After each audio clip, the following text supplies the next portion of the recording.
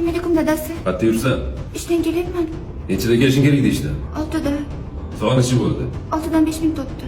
Qaytib hech qolmagin. Kel.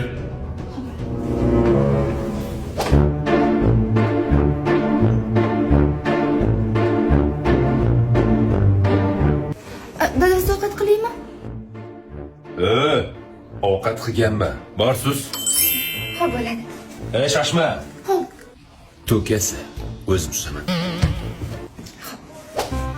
Dadasi, kiyimlaringiz bo'lsa bering yuvib qo'yaman. Men bu erkak emanmi? Ha? Erkak bitta gapiradi, tushundingmi? Uzr. Meni ishlarimga aralashmagin.